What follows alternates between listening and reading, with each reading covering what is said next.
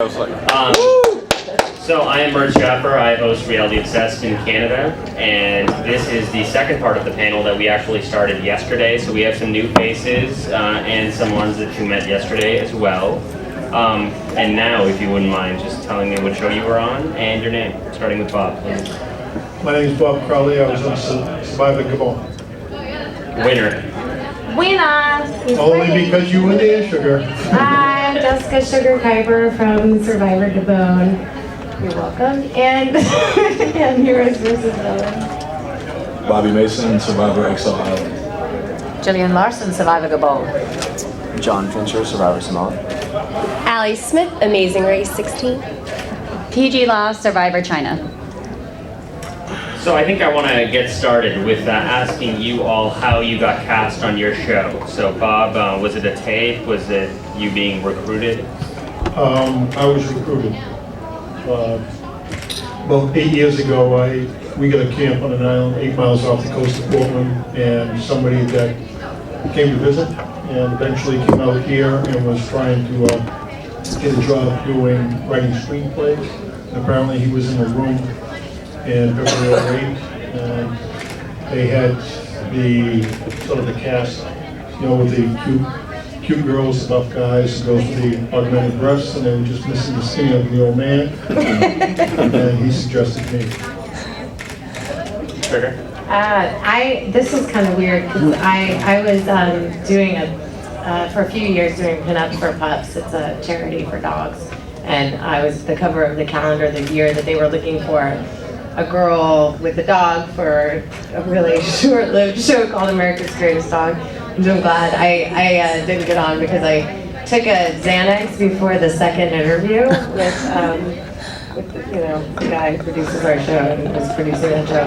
And he was like, she was boring. And Lynn Spillman was like, what the hell happened to you? What was wrong with you? And I was like, oh, I thought I was a little nervous, so I took a Xanax, and I guess I was just a little too laid back after that. And she said, I don't care because I still want you for Survivor. And I was like, Survivor? I've never peed outside. I don't go camping. That's not my thing. Okay, I know you need a loser, but I don't want to be the loser. So thanks, but no thanks. And then she tried to convince me it was more of a social game, and then sent me 6 seasons of the show.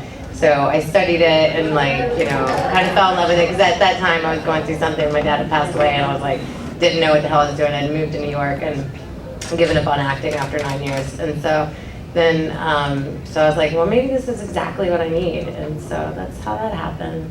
And then I moved back here. And that is it. Oh, God. Very nice. Sorry. I'll try to compete. I actually got recruited. I almost got recruited twice. The second time, they contacted an ex-girlfriend of mine who was kind of like a swimsuit model, and she was afraid to get out there without her makeup and all of her extras. And she wasn't interested. They said, do you know anybody interested? And she said, oh, my ex-boyfriend, Bobby, he's crazy. So I came in from a night of drinking, and me and Jack Daniels were sitting at the computer, had an email in my inbox from someone in casting, and they're like, tell us about yourself. So I'm like, I'm the mightiest being that's ever walked the earth. All this crazy stuff, assuming I would never hear anything. I wake up in the morning, there's email after email, like, this is the best. You're awesome, like casting is almost done, but we're getting you in here.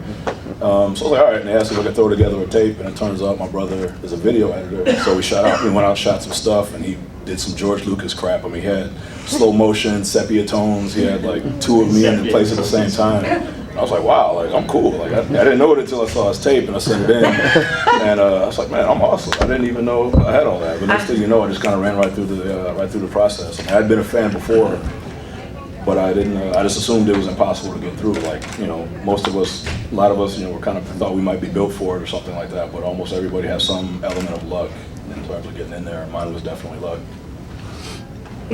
You're a friend of Jack's too. Oh, I should introduce you to my friend my Bill. buddy Jack, I call him. He knows me. I know him as John.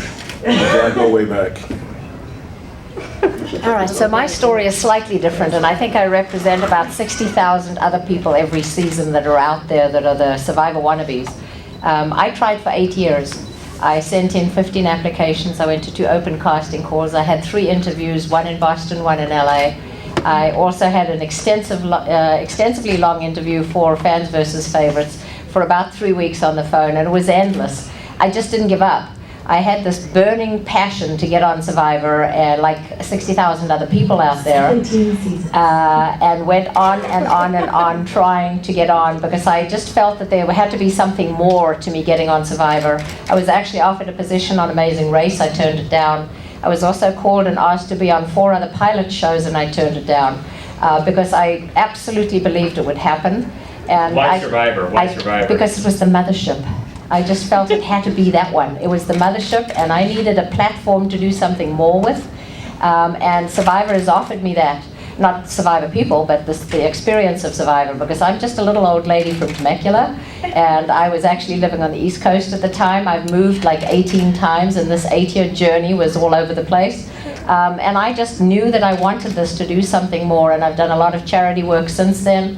And that's what I'm doing. I'm a speaker. I do speaking engagements about persistence and belief in yourself and never giving up. And also I have created this event that you see all over my chest. It's about the best thing about my chest, actually, is Reality Rally. And I absolutely would love to tell you a little more about it, but I won't hog the mic right now. So my message to you There's a is... whole Reality Rally section on my itinerary Thank you, to talk thank you, about. thank you, thank you. That's why I wear my billboard wherever I go. But my message is to anybody here, don't give up. People told me give it up, they don't want you, they've seen you. Yeah, they did, but you know what I kept saying? They don't want me yet.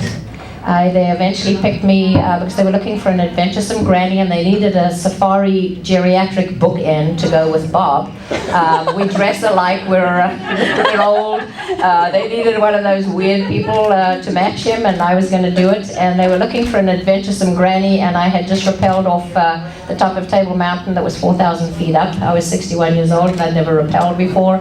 And I went diving with great white sharks, and I put my arm up an elephant's mouth, and actually also danced with a Zulu troupe, and I'm actually a very shy person, so it was very challenging for me. So that's what it is. If you're out there trying to get on one of these shows, just don't give up. So full of hope. Like that's the other comment. Top that, John. Top it. I am the extreme opposite, I guess. I didn't care about Survivor at all. I had never seen an episode of Survivor.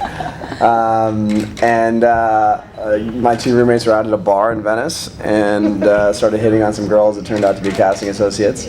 I guess at the time the girls were looking for some sort of tattooed biker type guy. And they said, you guys are so lame, we've seen that before, you gotta put on this like monster personality having rocket scientist.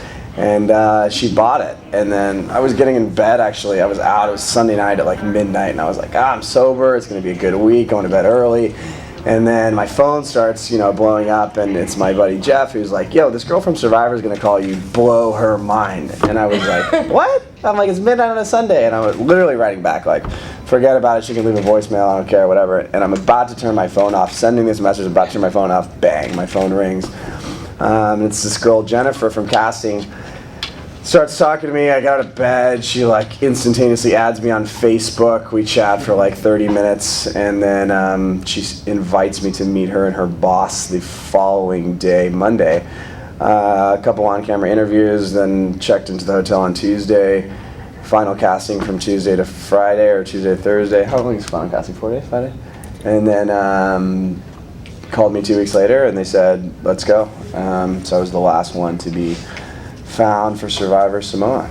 And but since then, I don't think I'm too good for the show. I love the show. I mean, since then I watched like as much footage as I could watch. Like I got into it, lots of preparation, all that stuff. Oh, sorry. Go, are you flirting with me? No, You have a no, legitimate we're question. talking. That was me. And I think that's it.